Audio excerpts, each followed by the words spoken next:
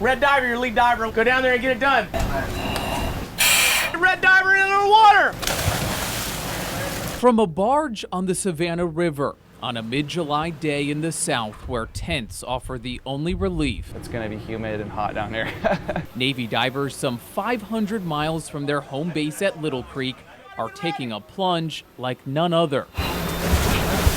Our divers are literally diving into history every single day here on the CSS Georgia, and they're bringing back artifacts that our country hasn't seen since the Civil War. It was December 1864 when the CSS Georgia, a Confederate ironclad, last saw this side of the Savannah. Her crew scuttled the Georgia to keep Union troops from capturing the ship. There are far more unknowns about the Georgia wreck than there are knowns at the moment. Savannah Corps of Engineers archaeologist Julie Morgan is overseeing a massive effort that will change that.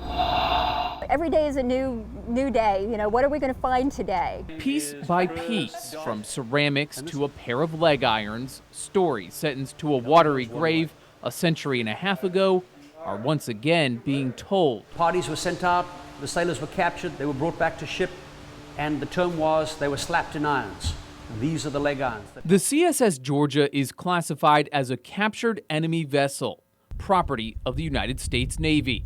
Each morning, every afternoon, and sometimes well into the evening, divers like Spencer Pewitt, the military diver of the year stationed in Virginia Beach, suit up. Grave suit check. Where's your knife?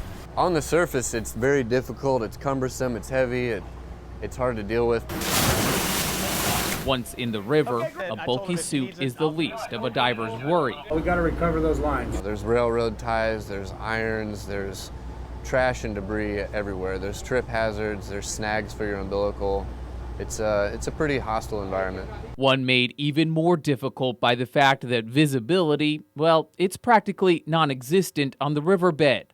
The flash of orange you see here, that's a diver trying to grab a cannonball. And you just work with your hands, and that's it. And then you, oh, yep, this feels like what I'm supposed to be touching. Yeah, okay, I'll try and do that with my hands. A careful maneuver considering everything is being treated by Navy EOD techs like it's still live. Green diver, you still manipulating that cannon? Even though it's been in the water 150 years, it still poses an explosive risk. Raising what's left of the CSS Georgia, it's spread out over a large swath of the river, is a now or never operation. The river must be deepened to allow huge cargo ships to reach the port. And there's no way that we can avoid impacting the Georgia this time around. So with each dive comes something new. This section still rotates. On this week, after several false starts thanks to uncooperative weather, the major milestone comes in the form of a cannon, the first of 4 believed to be on the CSS Georgia, a moment under the summer Savannah sun